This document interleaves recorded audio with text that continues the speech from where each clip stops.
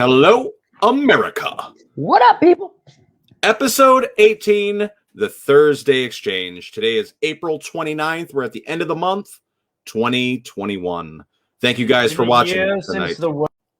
Deep into this year. We have a very interesting episode for you tonight. And we're changing the format of the Thursday Exchange. What we like to do with this show is we like to get feedback from our viewers because you are the guys that matter. And a lot of people let us know, like, we love your show. We think it's great, but it's too freaking long. It's long. And a lot of people said we watch your entire episode, yet we watch it in segments or we come back to it. So what we're going to do is we're going to cut away a lot of the fat because sometimes we find ourselves rambling and raving and we do have a lot of fun on this channel, but we want to keep it concise, to the point, and energetic as possible. So we're going to trim it down to an hour if need be, most episodes. And if we go a little longer, we go a little longer, but the standard will not stay at just a 2-hour show. We got busy lives. Stefan's a busy guy. I'm a busy guy. Now that the weather's getting warmer, it's just going to get busier. Yes. For those of you who do not know, we are less than a month away to the Catskill International Film Festival, May 21st through the 23rd. It is free of charge for anyone to go to CatskillFilmFest.com and watch international films from around the world. We have also scheduled 2 different workshops on the 21st or 22nd and the 23rd. The first workshop will be at 1 p.m. and it will be surrounding around making a film under $1,000. We have a production, Trenchmouth Productions, that directed the awesome film Middletown that came out in our last festival. They made a movie under $1,000, and you would never be able to tell. So they're going to show you how it's done, give you the guides and solutions. And on that Sunday, the 23rd, we have another workshop with an Uplift women's film group that is going to talk about everything from casting to how COVID has changed the film industry. And we're really excited to have them doing these shows this year and these workshops this year with the festival. And we're like always, we want to keep it as interactive as possible. There are going to be voting polls for every film. So make sure, filmmakers and fans of films, make sure you vote for your favorite project, because we're giving the selections primarily to you.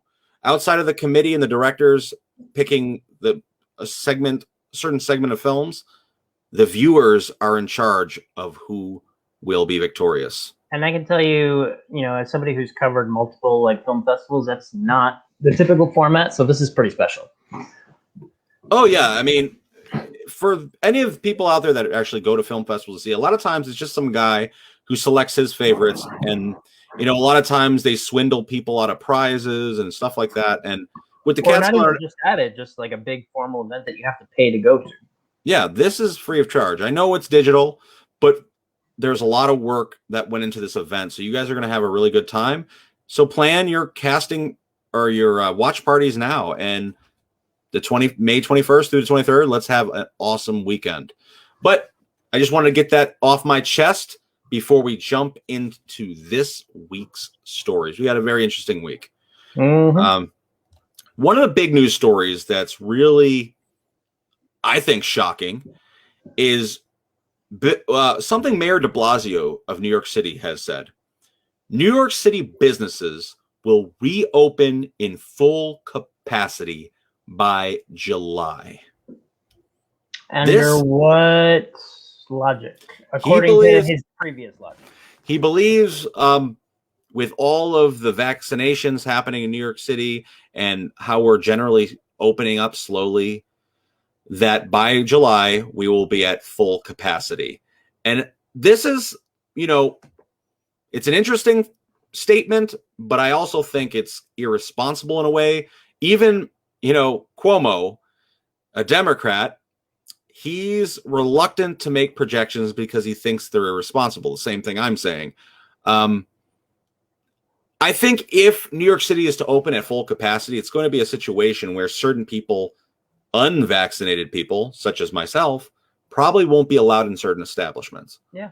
Because and I'm not saying I'm for that at all.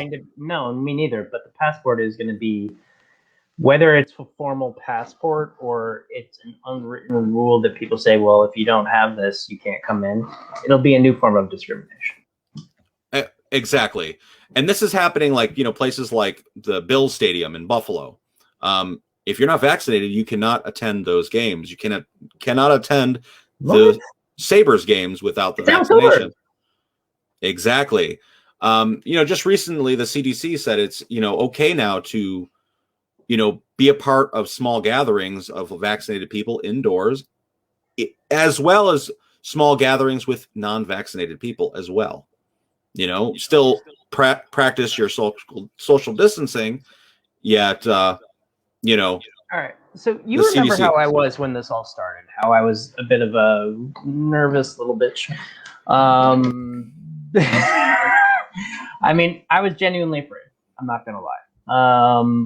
When all this started, because I was working in a doctor's office while it was happening. There was a lot of things that went into it, plus, my own anxiety. Mm-hmm. Now, through that and through this entire year of being around the amount of, and I'm not saying it's always been the wisest choice, because who knows, I could have been wrong. I could still be wrong, but I've been around a lot of people. Mm-hmm. I've covered the protests outdoors. I'm taking photographs and done video things. I've covered events, charity stuff.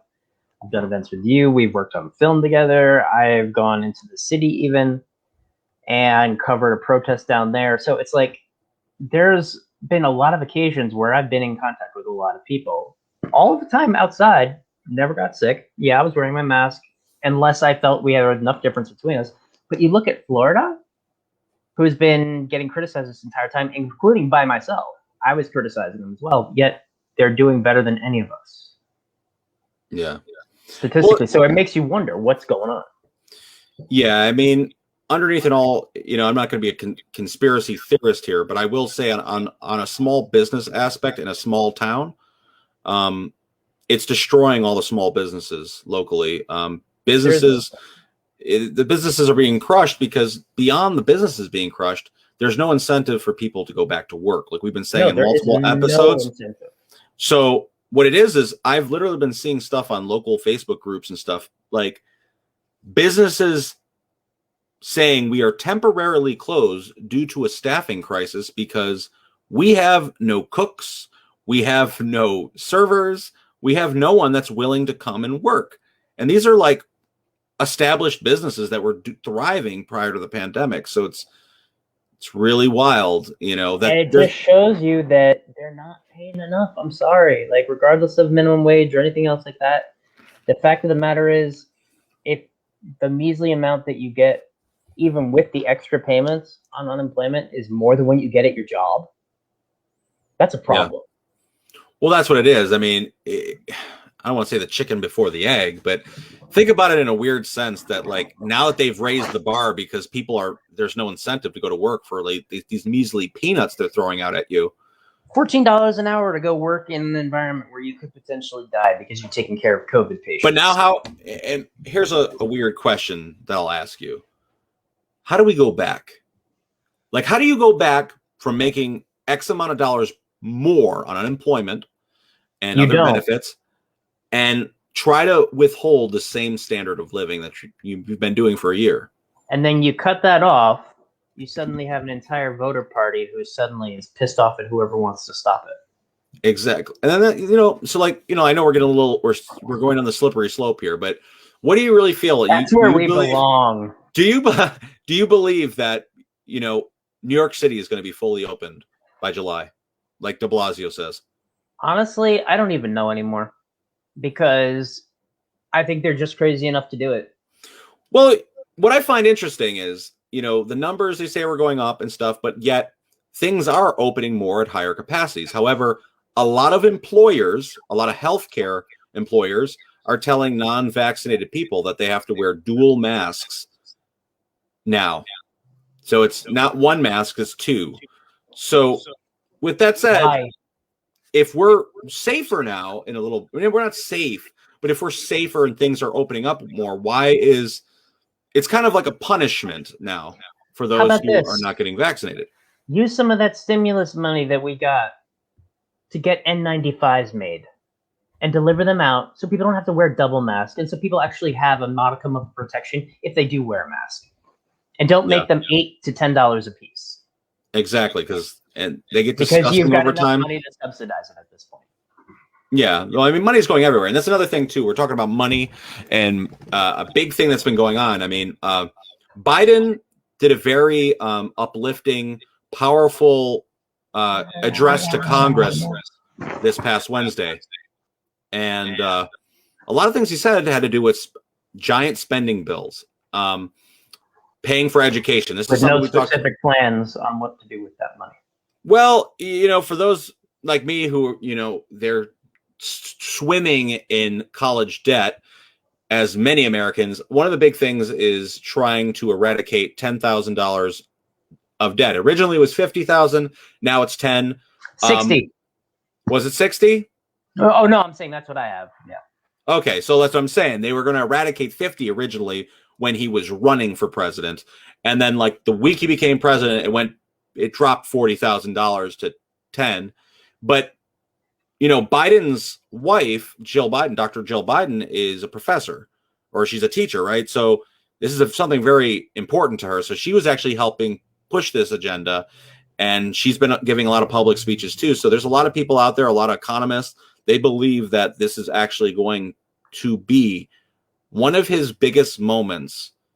He's got a lot of moments, but one of his biggest, most controversial moments of his presidency, if he does eradicate that $10,000. Because for those like me, I'll accept it. I'll be happy. But I already gave you more money than Trump did. Yeah, that's what it's about. But a lot of people that haven't received a penny, that paid off their student loans, they're pissed off. They're like, wait a minute, you took out that college loan. Like, I agree, I did. It is messed up how unaffordable education is.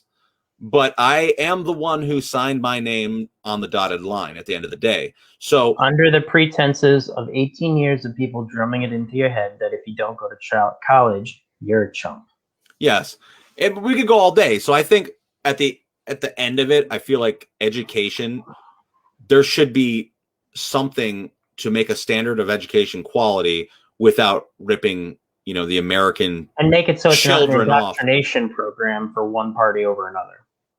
Exactly. So I believe, I don't know when it's going to happen, but I do believe that the $10,000 will go through, and that will take a lot of, just think about the trillions of dollars that's going to be poured into that. Now I'm hoping with that, I mean, if you're telling all these people with $10,000 of debt that we're going to clear this out with student loans, that's a lot of people now that are kind of freed, because $10,000 takes a long time to pay off, especially if you have compound interest. Exactly. You know what I mean? You could pay almost double that over 15 years. Right now, throughout this entire pandemic, I've basically been deferring my Navient student loan due to financial hardship, which is the worst thing you could do because it increases your principal each time you delay it. If I don't, then my credit gets hit even worse, as does my mother's because she's co-signer. If I don't, I get my wages garnished. If I don't, I get harassed by this company up to 14 times I've counted in one day via telephone calls until I screamed at them on the phone, and then they stopped for a day and a half. And when I told them that I could pay them something or I could pay them nothing, they said, well, you're going to have to figure it out because we won't go any lower than this payment rate. And that's crazy. That's like a loan shark. Yeah, it's not up to par. Like, well, guess we're just going to have to break your legs. Might as well say that to you. Maybe I'll go sell my sperm on the market or something. I mean, Jesus. I won't be buying. I won't be selling either, but yeah, man, it's just been it's a wild thing. So like a lot of things have been passed, and a lot of things are projected to be passed. I mean, the U.S. Senate overwhelmingly passed a $35 billion water infrastructure bill, basically updating and upgrading the country's drinking and wastewater system. I agree with. Absolutely. I wish this is what every president promises, and it kind of gets skipped over. They tiptoe around. I don't know what it is, but like infrastructure for our entire lives has been crap. How long does it take them to fix a bridge? yeah, bridges and stuff, and you're thinking about like all the money that people pay for tolls and stuff over these bridges, and where does the money go? Where does that cash actually go at the end of the day? Actually, I'm going to look up right now. Let's see how much money is generated just by going over the Cuomo Bridge every day. That would be an interesting fact to find out. But continue, though. Yeah, so like I said, this week's been interesting. It's been an interesting week for Biden, basically, to the speech. He said a lot of things that drew a lot of criticism and also drew a lot of, support. It was like very conflicting. Arrow on a wound and then burning you with the end of the at the same time. At his address to Congress the other night, he had said, Biden says white supremacists have replaced jihadists as the most lethal terrorist threat to the U.S. I don't know if this is like an actual, like, this is the narrative the party's trying to push, but really, like, that's a big statement. We understand what happened. 2,000 people in one day at World Trade Center. How many people at the nightclub? How many people at any of the many number of terrorist attacks? And you're going to tell us that white supremacists in this day and age, I'm not talking 200 years ago, in this day and age, are killing more people? Yeah. I think it's a lot of different crimes that are happening, I think, that are getting roped in. Like, for example, the Floyd case. Like, for whatever reason, he might have had an agenda. What he did was 100% wrong. But when it's race included in that, now I feel like those things are when a guy shoots up a place, which is horrible atrocity and should never happen, and he's white. It's like, I feel like a lot of these crimes, a lot of these shootings that have happened, they're all getting roped together with other acts, of the other racial acts that are happening. So it's making it way worse. I mean, we all saw like that, as the Capitol was getting like rioted, how the media jumped on it, and there was death and there was carnage, and it should never happen. And it was terrible that it happened. It should not have happened. But like we said, it was because of the political party that happened to storm it. It became a racial issue, And by the same token, to be fair, if it had been the other side who had done it, it would have become a 100% communist Antifa issue. Like, no matter who did it, it would have been spun by the other side. However, unfortunately, in this case, it was the conservative side who was responsible. Yeah. So, I mean, I don't know. I feel like I've been seeing a lot of different posts here. There's a lot of talk on race this week, primarily. Kamala Harris had basically going back and forth with Tim Scott. Tim Scott is an African-American conservative who basically said, this is not a racist country. And they've been going back and forth publicly. Kamala Harris said, this isn't a racist country, but racism does exist, which is, duh.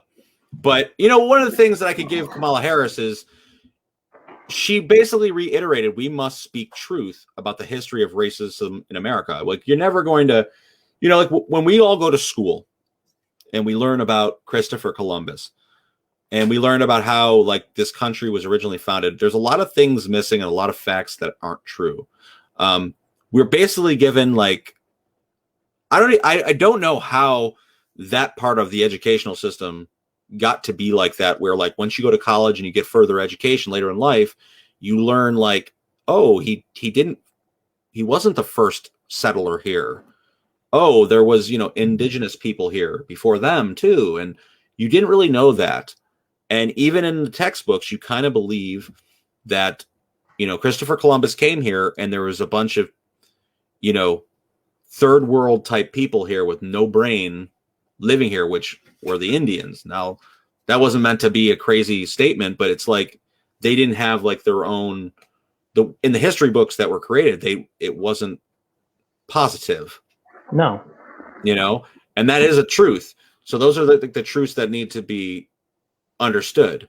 But, a lot of different stuff that's going on. It's all getting rolled together right now. I'm going to say something right now that's probably going to piss people off, but I feel like debating whether or not to say it or not. No, screw it. You can't stick up for one side and then put the exact same discriminations against the people who were the perpetrators of it in the beginning. So in this case, if white people were the perpetrators of slavery, it was horrible. It was wrong. Racism was wrong. The Jim Crow laws were wrong. Voter suppression wrong. All of that is wrong. Police violence against black people in an unnecessary fashion is also wrong. However, that doesn't automatically mean that you get to discriminate against me because I'm white. And I feel like that's what's happening. I feel, I don't want to say like the poor me thing. I understand that. Not me personally, but just in terms of being like everything on TV now, even cancer is being blamed on being black. Like it says, cancer hits black communities harder than white communities. Okay, but it's also a genetic thing that is a predisposition in your health. I think a lot of that stuff has to do with the systemic racism part, where they believe that people are put in certain communities where they can't necessarily get a come up. That I could agree with. If they're in and the lack of quality healthcare, educational system. If you think about inner city schools where, a lot of the people are in poverty in the surrounding areas, it's a certain demographic of people. So they get a poor education with overpopulated schools. They got all the old textbooks while and I can attest to that. My sister was a teacher. She had to buy paper and crayons for her students sometimes in Brooklyn. And and a lot of times the students will have to bring in supplies that necessarily the parents can't afford to provide. So and then students don't want to necessarily go to school. And like I said, like the healthcare system, like the jobs around the area aren't paying quality wages. You're getting part-time work. So a lot of people work multiple part-time jobs just to make ends meet. Or they're a gig economy like us, and then it's like, especially when winter hits. Well, a few episodes ago, we talked about Skid Row and how Skid Row in California, it was like a setup for disaster because they created all these public funded, homeless, WIC, type of programs all in one area, heating stations, and it created a dynamic to never prosper and improve yourself. It creates a circular, like a circle. And that's what it is. That's why, we live in a small community. Can you imagine the amount of people that live in like my area, Sullivan County? The amount of people that live in my area pretty much just living on the streets because Skid Row is so massive. There are thousands of people just living in boxes and tents, a tent city right on the streets because they can get their food, water. Denver's like that too. And there's a lot of outside of even when you go to Washington, D.C., the very first time I've ever been to Washington, D.C., like right outside of like the White House, people, open your eyes. Take a walk with me. Walk down the side. You're going to see people sleeping in boxes on the opposite side of the double fence where, Biden is giving these speeches. When I went to Germany as an exchange student, it was a government-funded program. When I got down to DC, my very first experience I had of DC as an adult was two street hustlers trying to argue who was going to be allowed to take my bags out of my taxi so that I could pay them a tip. Oh my God. Did you guys run into that in New York City? And that situation, did you flip a coin? I said, give me my damn bags. Yeah. Neither of you get it. No, I'm like, Listen, I respect the hustle entirely. I really do. But not when I'm afraid you're going to jack my bag because you're both pulling on it. Yeah, definitely. So, that's the... But I do agree with what you're saying, though, like, in the sense that, yes, it affects those communities because they created those systems of systemic. Yes, 100%. Mm-hmm. But what I'm arguing is that the way they're marketing it in the media right now is that every bad thing that is happening right now is a result of systemic racism. And I think that's a dangerous route to go because what you're doing is you're just like I've been saying all year long. You say something like that, you're going to alienate another group of people. No, I totally agree. So, yeah. And another side swing, this is something that a lot of people I don't think have seen because I think I don't want to be the one to point it out. I don't want our show getting blackballed or turned off. If I didn't entirely. already do that tonight. No, but this, I haven't been seeing a lot of this on the media, but apparently Trump is considering a 2024 bid. Of course he is. No, it's from his mouth at this point. I mean, we could all justify it, but he's actually thinking of a running mate already. Florida Governor DeSantis. He's looking to run with in 2024. I think DeSantis has a better chance of being president. Well, then again, there's enough crazies out there that I think would reelect. Hey, listen. I don't want to be out there to tell who I voted for, which it was a really hard one, but neither choice. I'll be honest with you. A lot of people, I read all the comments and I see all this stuff, like when people give political speeches and they're like really fanboys of Biden and they're really fanboys of Trump. And like when Trump and Biden were debating, you guys really sat there and were like, that's the guy. Who's going to make America great again, or who's going to bring back better, whatever the slogan is. But that's what I'm saying. Like when people are really, they're really gung-ho about these candidates. So like, yeah, no, to a religious level. I wouldn't even, like when people say Trump doesn't have a shot in hell of becoming president again, if he wanted it, he would definitely win the party. He would definitely get the nomination of the party. I think he would develop a new party, honestly. I don't know if the Republicans will go with him or not this time around. Never. Because I think he was, in a way, served his purpose. When he first left office, I believe the party itself, the Republican Party, tried to make speculation that he was going to create some new patriot party. He basically said that would never happen. He's a Republican. Regardless, he has his gripes with the Republicans who he believed were disloyal. And I truly believe he would get nominated again because there is no power players really in the Republican Party. DeSantis might have a chance, though, after the stats and everything with Florida, because people have suddenly been like, oh, wow, the asshole is actually the genius. Yeah, but it's almost a celebrity level. You know what I mean? Like, I don't want to say just because Trump has changed things, but even with Biden, he wasn't a first-time runner for president. He ran multiple times. And I'll give him credit for that. I mean, he ran multiple times. It wasn't like, and everyone's like, oh, he whooped Trump.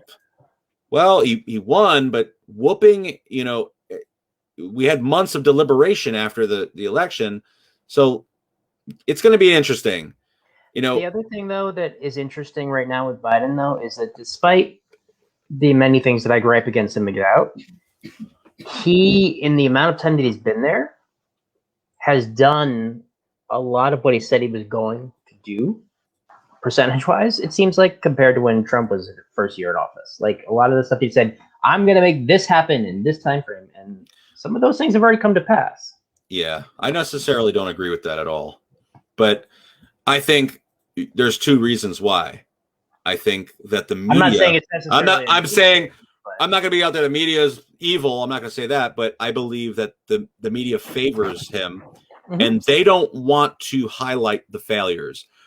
Oh, there's plenty of those too. 100%. But I haven't seen any on. Like you have to really look for the controversies are all opinions, but when it came to Trump, they were really hard on him from day one.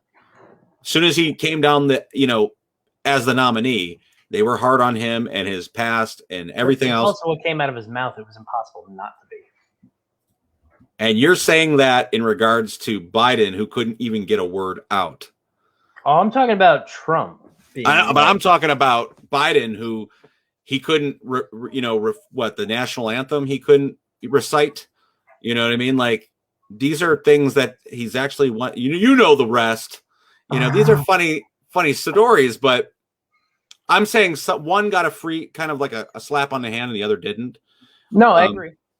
And and for those listening, they're probably like, oh yeah, he's a diehard Republican. No, it's not even that. It's like you gotta. When I tell you to keep your politicians accountable, let's hope that some of the stuff that's happening and what they say isn't also inciting some sort of national outcry.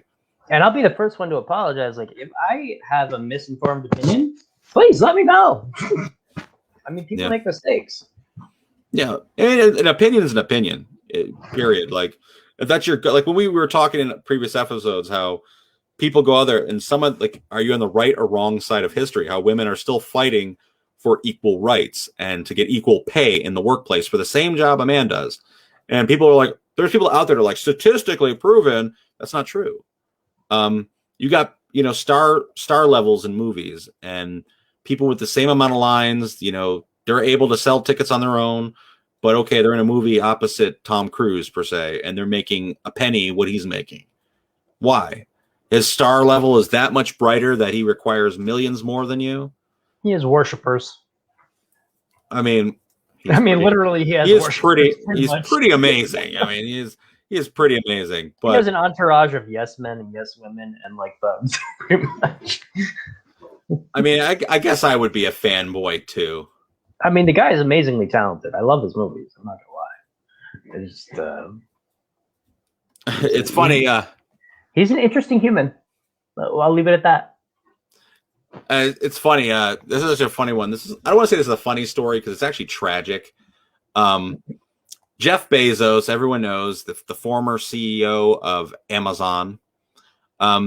He says that 94% of Amazon workers would recommend their job to a friend. When all the Amazon workers a lot of Amazon workers were actually asked this. Having heat stroke. Amazon workers say that statistic is 100% unreliable. That's a megalomaniac who, I think I still said that wrong. Damn it. Anyways, that's a psycho who thinks that his people love him even though they want to burn him. Like, he just has this belief that, I guess what it is he wants to be known as the greatest, and is a god complex and a narrative. Let me just say this: I can't go. I love Amazon. I love buying stuff from Amazon, but as any worker or as any person that sees from the bottom up in any industry, we really wish that people were getting paid something fair and not in like ridiculous conditions, like you were just talking about heat strokes and you get reduced to the job of an automaton, like a robot, basically, where you are literally timed with a color clock that changes colors, letting you know from green to yellow to red, telling you this is how much time you have left to find the product on the shelf and get it over to where it needs to be to get delivered. And that's your entire day, over and over and over. Mm-hmm. So, like, we're going to get into the topic tonight of sex trafficking in America. It is something that is ever growing, and there's a reason behind it. A lot of people, they look at sex trafficking and they're just thinking of, I don't know, like a workshop of, sex slaves, and that's that. A lot of times it comes from disadvantage. Statistically speaking, a majority of people that are pulled into sex trafficking are foreign people that come into this country. They get over here thinking they're going to immigrate, and then they get snagged. Exactly. That happens. People, they manipulate thousands of them coming to this country. Thousands of people, whether they're coming from Mexico, they're coming from Indonesia, wherever they're coming from, and they end up in situations where they're pretty much slaves. You're indoctrinated into something where you can't get out of, whether it's through violence, whether that's through chemical restraint. We're pretty much like treat them up with like heroin or pills or something like that. Mm-hmm. And it's an ever-growing problem in the United States. I mean, people talk about the borders, and it's an ever-growing problem around here. Yeah, in this area, it's major. There's some places where it's even worse than others. I mean, Newburgh. Yeah, I mean, each year estimated about 15 to 17,000 foreign nationals are trafficked into the United States. Just think about that. Just think how many Korean massage parlors there are in your medium-sized town. It's estimated there's over 200,000 American children at risk for trafficking into the sex industry. There's a lot of people now. You know, they're crashing down on sites like Pornhub and a lot of other risque sites out there for what they believe is sex trafficking. People that are participating acts against their will, that are basically purchased, just like the slave trade, to do whatever, be pimped out and do whatever on film or for just other think people. about Pornhub in general, the whole format. Like their whole base was, let's steal, just like they did with Napster with music and everything else. But in this case, we're stealing content of people exposing themselves for what should be for money if they're going to do that, and putting it on the internet for free, basically taking away any advantage they had in it. It's an interesting statistic, though, if you think about it. You got and some yeah, like I'll watch it. one of the most. I'm hoping you're not talking about sex trafficking videos. No, just Pornhub. I've gone on it before. No, good to know. But as far as sex trafficking is most common in Pakistan, Thailand, China, India, Bangladesh, and directly behind it is the United States. Now think about that. We're equal opportunities, welcoming trafficking from all. And that's what it is too. I feel like these perpetrators are utilizing the American system, land of the free, to create an ever-growing empire, evil empire. And they're also using tech to do it as well. Yep, that's another big thing.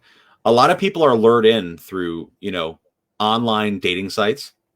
So be wary of those different accounts you might have out there about who you're going to meet in the middle of the night or in a non-public, how many times have I told you I've been propositioned by someone on a dating site? And it's like, yeah, man, I thought you were another one who was actually going to be real. Mm-hmm. Well, what it is traffickers use a deliberate process to identify and recruit their victims. I mean, they have scouting, they manipulate, they trap their victims. I mean, like we said, a lot of the things now is creating online relationships. I read a story a while ago where a girl actually escaped a trafficker, and because she had talked to this guy for a few weeks, and she went to go meet with him. And when she met with the guy, it was somebody totally different. And immediately she saw red flags, so she went to go to her car. And when she went to her car, there was somebody else luring her, trying to lure her into a van. And she escaped that situation, but the guy she was talking to didn't exist. It wasn't a real profile. It was phony. So you got to be wary of who you're talking to, and also keep an eye on, like, if your daughters or even your sons are in their teenage years, like that's an age range that is unfortunately targeted because they've started to develop and there's sick people out there.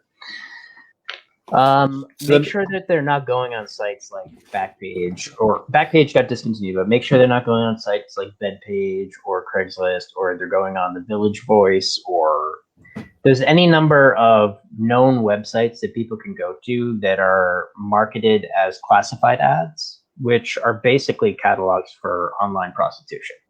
Yeah, and it's really crazy when you say that too, because traffickers tend to target the vulnerable, depressed, seemingly emotional, isolated people from their friends and family. Opioid addicted. People with low self-esteem, like you said, opioid addictions. So traffickers kind of look for people like that, whether they're in groups, whether it's music groups. They say a lot of traffickers, like they'll go on, like, let's say it's a band. And a lot of traffickers are women too. Oh yeah. Because it's, these are people that are paid heftily for these evil services that they provide. I mean, traffickers target runaways and homeless youth.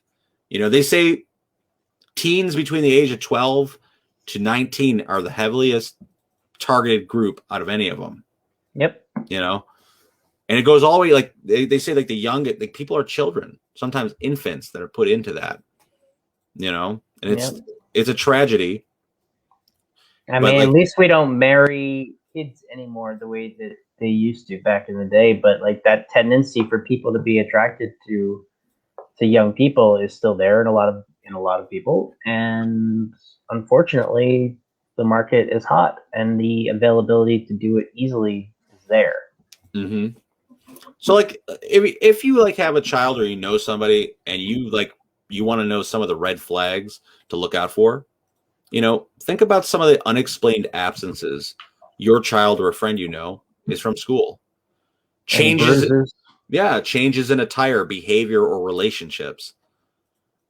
Suddenly, they have more expensive material possessions. or money, just cash. Chronically running away from home. Fearful, anxious, depressed, submissive, tense, nervous, paranoid. There's Crazy just older boyfriend who seems like a real bad news dude. That's probably not unwarranted that you feel that way. has new branding or tattoos. That's A a big big one. thing, a big thing with a lot of people who are sex trafficked. There's actually a branding or a tattoo that a lot of these underground companies will have. And they've started moving it to a place where it's not visible until you take off like their underwear or something like that, or their bra, so that it's easier to hide. Mm-hmm. Has a boyfriend or girlfriend who is noticeably older. A lot of time, this is actually one of the traffickers who will go with them from point A to point B, which is, in a way, Pimp. their pimp. It is their pimp. You Their know. pimp or their enforcer, one or the other. Mm-hmm. So And and you see it like when you go to Newburgh, for example, like, and you saw it on these sites all the time, like all of like the cheap motels, you'll see in areas where it's predominant, you'll see a lot of cheap motels, you'll see a lot of cheap massage parlors where all the windows are placard with stickers so you can't see inside, and they have names like Oasis and Lovely, and they're open till 11 o'clock at night, and they open at 9 in the morning. Like, yeah, come on, people. Their advertisements have pretty Asian women on them. it's crazy to think how gross some people really are. I'm gonna just tell you this little. It's a side story entirely, and this is heavily about what we're talking about tonight. My fiance and I, we went to this local pizzeria. It was new, and they happen to have a whole Polish menu on this pizzeria. At this pizzeria, they did like guamkis and they did the kibasi and all different types of pierogies, all that stuff. So we were really excited, and the food was top notch. Yet it was really bizarre that this New York City pizza place that was incredible happened to come up to where I live, in the middle of nowhere. And then just today, all over social media, this place, I'm not going to name the name, was blown up because the owner, they had found, I guess, reported they arrested him in shop with a warrant of child pornography. Was he part of Pizzagate? So, it's fucked up. Like, this person literally, most likely was on the run from another place doing heinous acts, and now he's up here and got caught. So these are like kind of like warning signs. I know it's kind of unrelated, but at the same time, is you never truly know who is a creep, and you got to be careful of who you are around. And like I said, sex trafficking can happen at any age. And it can happen with your teachers. It can happen with your not just Catholic priests, but it can happen in any religion. Mm-hmm. Anytime you have a power dynamic where there's somebody who can offer you something or can offer control over you, they have the ability, if they want to groom people. And I've seen it happen to people. Mm-hmm. Didn't realize it was happening at the time until afterwards. But it's, and some of those people who do that are some of the nicest, friendliest people in your day-to-day life that you meet, and then you find out, whoa. Yeah. And there's been this thing out there too, I've been seeing a lot lately, that they're putting two and two together. I've been seeing a lot of things with sex trafficking and pornography are one and the same. Like, if you support porn and sex workers or people like that, you support sex trafficking because of the taboo of how a lot of sex traffickers use these pornographic videos to And let's make a exploit. distinction also. It's not just porn. Like sex trafficking isn't just all sex work. It's illegal sex work. Yeah. The idea is that they're different. I mean, the pornography obviously is consensual, it's choice, and sex trafficking is entirely not. You know, you're put in a situation, and that doesn't always necessarily mean violence. People think that these people are like in handcuffs and they're tied up in the basement. A lot of times it's manipulation. A lot of times you're underage, you don't know better. Mail order bride. You know, you're put in a scenario where this is what you know. You're in a circumstance where there is no light at the end of the tunnel, so you can run, but this is the life you know. So you're put in a coercion type scenario. You always end up back to the same place you were. Yeah, and it's what's really hard is that just like child abuse or anything like that, anytime you are a victim of something like that, you know, if you're doing it voluntarily, like you're going to have your own emotional issues that you're going to deal with it because you're dealing with a situation where you're basically making yourself a marketable good that's based solely on your desirability for someone to have sex with you. Once that starts to fade, your value goes down. There's a whole lot of issues with that. For anybody who's forced into it, though, it's as bad as being raped repeatedly or having childhood trauma like over and over and over again. Your life is going to be changed for the rest of your life. You're going to be infected by that. And a lot of people can't climb out of that hole. Mm-hmm. You know, there is sources out there. There is ways that you can kind of protect your loved ones from this. You know, there is a national human trafficking hotline. It's 1-888-373-7888. If you need, like, if it's an emergency, you know to call 911. But if there's a special hotline, like I said, 1-888-373-7888. And if all else fails, call 911. Yeah, all else fails, 911. I mean, you're not going to call this 888 number if it's something in the heat of the moment. But if you have a belief of something, you know, you're seeing warning signs from your loved ones or people you know, or people are acting super suspicious, this hotline will help get to the bottom of it. I mean, there's, you know, if you're a teenager or your child, their behaviors are changing. You know, they're spending time with suspicious individuals. Like, you know, they're going over a friend's house, right? And they're hanging out more with the dad or mom than they are the friend. You know, there might be something else going on there. You know, it's a lot. Unexplained possessions. Unexplained possessions, access to money. Like, you know, you gave them a little bit of an allowance, and all of a sudden they pull out a Michael Kors purse. You know, or these are just and not the knockoff from Chinatown. No, this is like it sounds goofy, but like I'm saying, there's so many different things to really look for and believe, you know, and you really need to get to the bottom with these issues. And it's, you know, like the other thing is like another controversial topic that comes into play with this is whether or not it should be illegal or not. And I tend to have, like, I have a little bit more of a controversial view in the sense that. What are you talking about being illegal? Prostitution in general, not sex trafficking. Okay. Yeah, let's clarify that. Sorry, I skipped a step there.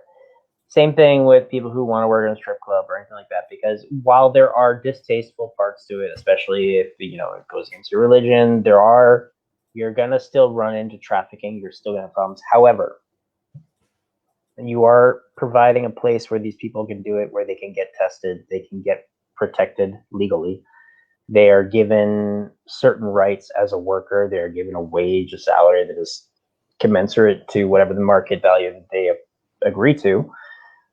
But when you make it illegal, just like with drugs, you make it immediately not only somewhat more enticing to people who like that edgier side of life, but you're also making it go underground. And that's when people are allowed to traffic and make things worse. And so I think that you make it worse by making it illegal and not providing services for these people. That's my personal opinion. personally, it is legal, I believe, in the United States. In a few In states, I Nevada, believe yeah. Nevada, and I believe another state. I don't want to mislabel it, but I believe it's legal in 2 states. Prostitution is legal in the United States. So for those out there who believe that like this is the ultimate sin, you ain't going to change their viewpoint. However, in these places, it's known to be clean, sterile. And there will People still are be tested. trafficking in those places too. Don't get me wrong. There will be, but they're heavily watched too. Yeah. And stuff like that. So like these are important, that is an interesting topic you brought up because like for me personally, morally, it's something I couldn't get down. Morally, no, but legally, I think. Can I believe that I can make choices for other people? I mean, there are men and women out there who have multiple partners who they might not get a bundle of cash, but they have a sugar mommy or daddy, and that, sugar mama is, buying them the nice car, but they sleep with them and they go to a fancy event. So what is the difference between that and prostitution? It's just like going on a dating site right now, and suddenly everybody is poly. They're I'm talking. Well, wait, those are like orientations. Those are orientations, yes. However, you're saying how's it different than somebody who's like sleeping around or no? I'm saying whatever. Like no. I'm saying how is it different than like if you're getting something material, like for example, okay, my bad. I take Jane Doe out to dinner for steak and lobster, and she's running me dry with the martinis, and I buy her night. I take her, yeah, the quid pro quo. I take her out shopping, and then I sleep with her, or I get right down to the nitty gritty. I throw her, a couple crisp $100 bills, and we get the business done. Yes, it sounds nastier, and I sound like a fucking asshole. But you know what? If that's going to stop you from being kidnapped and raped, well, exactly. And you know what I'm saying? Like, I don't know. It is legal in America. As far as like, you know what I mean? Like, so when people say that, it's another slippery slope, and another thing we talked about, I think last week when we talked about drugs, and addiction in America, is the idea to make it open and legal, but in safe havens, like they do in other foreign countries, where you have safe places to get high.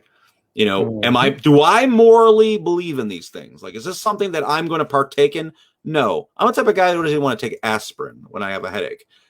So that's me. You're a better man than I. I'm like, oh no, like, but for you or for anybody else that wants to go partake in that, you want to do some heroin safely? No, I'll stick with the Tylenol.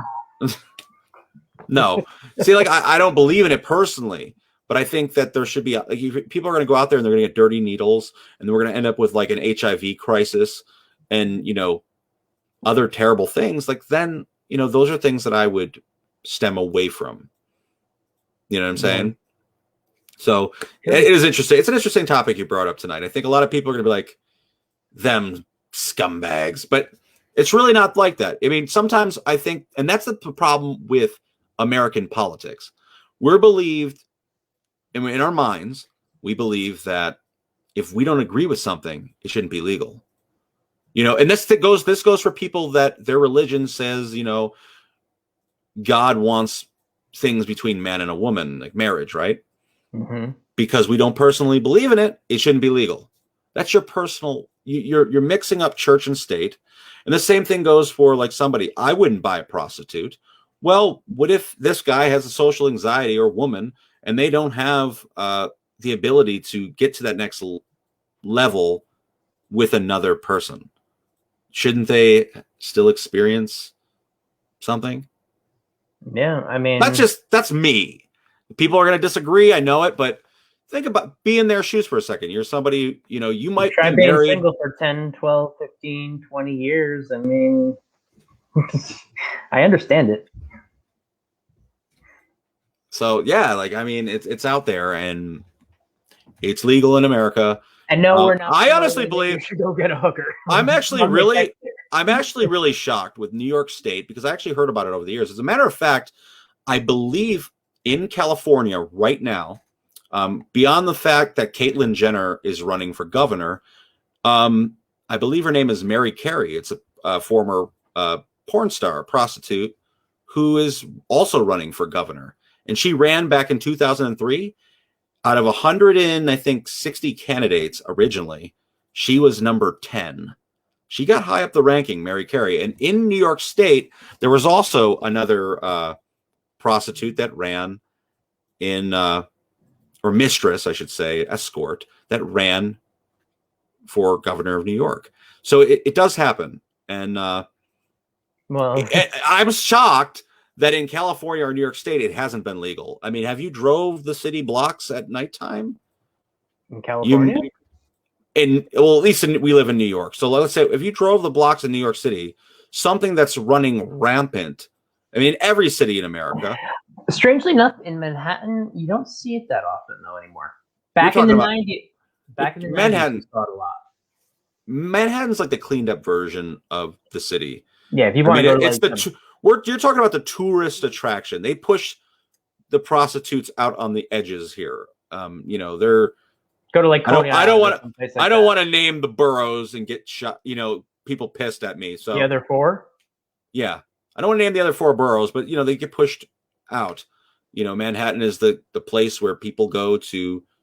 Oh, this is what all of New York State looks like. But literally, when we were growing up, like I remember going there in the early '90s, and my aunt and uncle from Switzerland were visiting. Like, this wasn't an uncommon occurrence. Like, we went to Roy Rogers. Like, do you remember that restaurant? We went to Roy Rogers in I think it was Penn Station or in Port Authority, one or the other. And my aunt and uncle were visiting from Switzerland, and literally these two guys crawled underneath the booth and stole their camera bag from out beneath their legs and like ran off. Wow. Like that was like, and going on the subway, like you didn't look people, and it's gotten to that again since all of the defunding and all of this, all the other stuff that we discussed last year. But basically because of that, now people, they don't want to look at each other on the subway anymore because they're afraid it's back like in the 90s where if you give someone the wrong look, you're going to get fight. You're going to get fought. Yeah. I mean, that's the way it is. I mean, to get back to the topic that we really started with, sex trafficking, is you got to look out for the warning signs. And it's not always about children. I mean, it's about vulnerability. Yeah. Traffickers, they look and they spot for tourists. I always say this too, like, we live up in the hills here, but I have a, pretty deep experience with New York City. And there's the do's and don'ts of New York City. Do not look like a tourist. When you do that, sucks when you're a photographer because you always look like a tourist. But like when you look like a tourist in places, looking around, gawking, taking pictures with the Cookie Monster in Times Square, you kind of are attracting like bees to honey, all the scum. A lot of times, and there's hustlers out there that want to make money. That's one thing, but you're also attracting people that necessarily might target you. They might follow you places. I'm not trying to scare you. New York City is a beautiful place. There's millions of people there that will have your back at any given moment. I lived there for a while, and I never had a problem when I was there. I mean, it's come a long way. What it is now, I don't know. In the past year, I've only been down there once since this all started. So it's what I'm just saying is you got to be as yourself. Be protected at all times. Know your surroundings, know where you're going, and always let a friend know where you're going if you're somewhere unfamiliar, because the vulnerabilities is what a lot of traffickers look for. And I'd also rather it that you be safe than sorry, like more safe than sorry, in the sense that if you feel like something's off, if you feel like, I don't know, like that place just looks a little bit up, just listen to your gut on that sense, because that's your gut screaming like, run! Like it may be wrong, but it may save your life. And that's another thing too. Like we're getting a lot of different comments tonight. As my fiance is actually on here too, because she's like, if you see something, say something. People are really creeped out about this, but like, there's a lot of different things that traffickers do. It was a big thing going around here, actually locally, where they would put a zip tie around your car, your handle of your car. So the first thing you would do is try to remove it, because why is there a zip tie there? And in that instance of removal, you would be taken. Same thing as with flyers on your windshield. They'd put flyers on your windshield that were folded, and then when you went to go grab it and like open it up to say like, what did I get, a ticket or something? You go in to read it, you get taken, or you get lured into somewhere. It was something going around. So look for those suspicious things and get in your car before you start like, observing. If you're alone on the streets and you're doing it, and listen, this isn't just about women either. There are men. It's a lot more likely for women to be taken into sex trafficking than men. But as far as children is concerned, both boys and girls, like we said statistically, from age 12 to 19 is the highest number of people that are taken in America. Especially if you have someone who is struggling with coming out of the closet, they're going to be already dealing with a lot of confusion and stuff, and they're in an especially vulnerable state then, because there is a market for gay prostitution. There's a market for any kind of prostitution you could think of. Just look it up. I'm sure you can find it. But don't forget that, like, if somebody is struggling with that issue and they're starting to exhibit these symptoms, then just pay attention. Ask them if they need help. Yeah. Another thing that I think is interesting, or not interesting, but it's something that everyone should know, is people that are sex offenders and committed a lot of heinous crimes. Their registry is supposed to spot where they're all located, where their residences are. So a lot of people don't know this, but if you look on any given street in your county or town, you'll know, what Joe Schmo did and where he lives.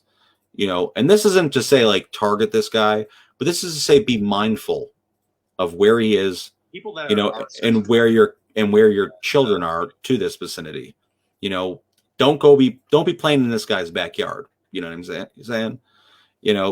So like it was interesting because I never realized it until I actually I went up, I forget what it was, like New York State Registry, and I happened to just type in, my street address. And I was shocked to be like, wow, there is a lot of violent sex offenders on my street. Multiple offenders, people that have done multiple. Where you live now? Oh, in my previous address. There was multiple people that participated in heinous acts, in repetitive acts. Like they would do like 5 years in prison and be repeat offenders. So you can't, it's not a curable thing. I believe this is not like we were talking about rehabilitation in the justice system. I believe if you're a sex offender and you're attracted to children in those type of ways, I don't personally believe that you can be rehabilitated to be a better person. I'm going to change what I'm attracted to. Does that even sound right? It's like saying to a gay person, all right, you're no longer, they used to do conversion therapy, and they still do in places to make gay people straight. It's not going to work. So it's the same thing, I believe. And I'm not one of those people out there that there's actually a big thing going around that pedophilia is like a sexuality. Is it like, and I'm not. It's a mental illness, if anything. No, yeah, like I'm not going to be sitting here telling you that that's a part of the LGBTQ community or anything like that, or part of any sort of. You're going to get punched in the face if you say that to me. Yeah, but it is. I've been seeing it. It's been something. I think people are becoming more and more, I think, open-minded. I mean, even on something like I published my book on Amazon. Open-minded. And yeah, not even open-minded. They're more corrupted, I should say. Yeah. So I published my book on Amazon, and over the years, Amazon has actually cracked down on a lot of publishers or a lot of authors. There was an author out there who had, I saw the things on the news. I saw these YouTube videos of people condemning Amazon at one point because there was an author that created a book on all the ways you can basically go through the legal loopholes and get away with like pedophilia type acts with children. And he published it, like legal loopholes on how you could, get away with like touching children or any type of creepy circumstance and get away with it by the laws of our country. So these like are an things. anarchist cookbook for pedophiles. Exactly. He created something like this, published it, because now anybody can publish a book, hateful or not. And to me, stuff like that, the author, just like inciting violence, he's inciting other sort of creeps. Same thing with the people who make the websites who act as catalogs for prostitution, because just go online right now, just search local escorts. So go ahead. You'll be shocked how much you find. Some of it's real, some of it's bogus, some of it's cops who are actually trying to catch these people, which is a tactic that they've had to resort to because there's so much of it. Talking about I'm not gonna lie, one of my guilty pleasures, it's really screwed up because we're talking about a really serious topic. It's one of my guilty pleasures is To Catch a Predator with Chris Hansen. It's a classic. You're ever bored, go on YouTube, look up some Chris Hansen I used to love videos. that show. What I love about the show is not the fact of these creeps doing what they're doing, is the fact that they get caught like red-handed. And then they're like doing some shit. Like, and to me, I feel like all of these circumstances should have that type of justice. Because the saddest part about that show is, yeah, they got caught, but they're going to get released and probably do the same thing again. But what actually happened to all the other, young children they actually did meet with, that they didn't get caught inside of a police chat? That's what really is tragic to me, is like this.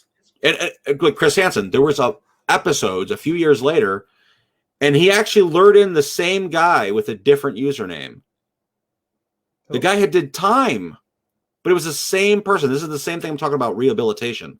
How could you rehabilitate someone who this is like what they like? It's like telling someone you like steak, don't like it no more. You're a vegetarian now. Just like becoming a clergyman isn't going to cure you of being gay. Exactly. I mean, we can go on all day with this. I mean, we've went to the slippery slopes of topics, but a lot of them are very relative. That one too. Sorry. No, it's just a slippery. I'm saying like the slippery slope of topics is, we like to connect things. And over the past, we talked about the judicial system. We talked about the education system. We talked about, reform. We talked about all these different issues, and they all seem to bump off each other and create something.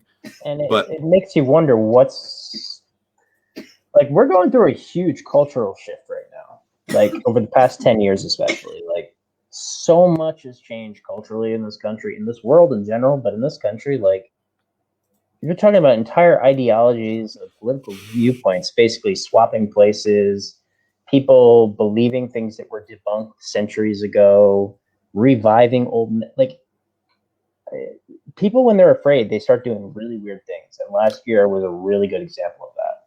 One of the greatest things that I probably has happened in the last few years is the Me Too movement. And the reason why I say that is it's basically people that have gotten away with so much atrocities over the years, whether it was sex trafficking, whether it was like the whole R. Kelly thing with sleeping with underage girls, basically having sex slaves himself. Epstein. And all of the people in his circle knew about it and they contributed to it. Some of his own staff that were talking in the documentary that was on Netflix, Surviving R. Kelly, they talked about like picking up the girls for R. Kelly. So to me, aren't they just as guilty as R. Kelly? Yes. Like, you were luring them in. To me, you are a creep too. I would have, you know what I mean? Like, when I lived in Munich, sorry, go ahead. I thought you were done. No, I'm just saying, like, so with the Me Too movement, it's kind of put a lot of these predators on edge because people are now speaking about what they see. And everything comes with a learning curve, and the learning curve here is that some people have used this to like blacklist people they dislike, but for the most part, it's being used to reveal the truth about bad people. that have gotten away with stuff because of power, money, status for too many years. Yeah, That's true. that's what I had to say about that.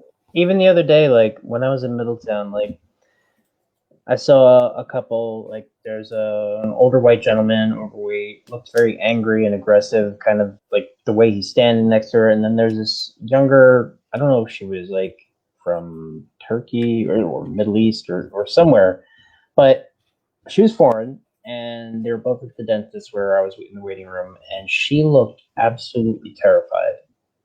And this dude was just like standing over her and kept like urging her to hurry up. And I don't know if she was terrified of it because it was a dentist or whatever, but the vibe that I got off of it, I was just like, in that situation, I'm like, what do I do with this? Because I don't want to be here sitting here and letting her walk off and like, and who knows? Maybe she lied because she was scared, but like, I waited till he turned around and I asked him, "Are you okay?" And she said she was fine. So it's like at that point, like I don't know what else to do. Like there's nothing there, but it's like keep your eyes open for stuff like that because find that moment where you can reach out and just like maybe that person is just begging for someone to notice that they're in hell. Yeah. And they're waiting for you to notice them just for a split second, enough to say, "Hey, are you okay?" I'm happy that you actually, that you asked because I was worried that you weren't, that you possibly wouldn't have said anything, just let it slide. But no, I was. That's the scariest. To curse the guy out. The scariest. Huge. I think the scariest thing with the situation is getting in a confrontation. Yeah, I was in a doctor's office, so I felt a little safe in the sense that I knew I was in a place where like the guy wasn't going to make too much of a scene, hopefully. But one of the things I find difficult is parent. Like I'm not a parent, but I find it I don't know how to approach old school parenting in like public. And listen, I'm okay with like spanking a kid's ass and stuff, and like there were a couple times I did stuff that I what I mean. But there's been times where I'm like watching like cold cock ass whippings, like straight up knuckles to the head. Yeah, knuckles and like belts coming off in public places, like, and then you just don't know how to react to that situation, like uncomfortable. But like for the most part, like you see something that seems unsafe, say something, because it could be worse at home. You have no idea what could possibly be going on, and that's basically I want to say like leave it on that note for tonight, so we don't keep on reiterating. But the main I think objective is if you see something, say something, beware of your surroundings, and if you're going to a new and unfamiliar territory, let people know. Yeah, and or there's all types someone with you. Yeah, there's all like if for example, like you're meeting with someone for the very first time on a dating site, meet them somewhere public. And also do what my brother-in-law did when he met my sister for the first date. This is I cracked up when he told me this, but they went hiking actually up at Lake Minnewaska for their first date. That's a no. Don't ever do that. And so he marked in his computer on the map, if I don't return it, and he put a note on his computer saying, if I don't return in this amount of time, this is where I am. Come look for me. No. Do not. If you're going on a first date with anyone, I don't care. Don't go hiking in the woods. You're like a martial artist. Go to a public place for a first date. Don't be meeting someone at a hotel room. Let's go for a stroll in the woods, baby. Yeah, don't go meeting someone at nighttime. Let a friend know. Let a family member know. Listen, you only got one. Find my iPhone on if you have it on your phone or a tracking device. Turn it on. You only got one life as far as you know. And you don't want to be in a situation where like you're in a very uncomfortable situation. So, and people are weirdos too. Like I've heard a lot of like, a lot of female friends have told me over the years, like I've been in situations where like I was in a car with a guy, he picked me up for the first date. And then like, he just whipped it out. Like what? Yeah. Like I didn't say anything. He just whipped his penis out. I'm like, now that's a knife. No, but I'm saying like they're in a situation where the power dynamic has changed. They're in a car, they're not driving, or you know what I mean? Like they're in a car with somebody. Yeah, you're alone in the, you know what I mean? So like just know your power plays, like when you're meeting with someone new, And no, that's a very sensitive area. So if he whips it out and you hit him in that area, it's a pretty good quick game changer. Just saying. On that note, guys, I want to thank you guys for watching tonight. This was an interesting episode. It was a very controversial episode, but I hope you guys enjoyed it. We were honest with you. If you guys have any feedback of what you want us to talk about in future episodes, or if you want to be a guest on the show. Absolutely. Thank you, guys. And remember, reiterating, Catskill International Film Festival, May 21st through the 23rd, free, CatskillFilmFest.com. Awesome films. Tell your people to vote. Vote, vote, vote, vote, vote. Yeah. Yeah, that.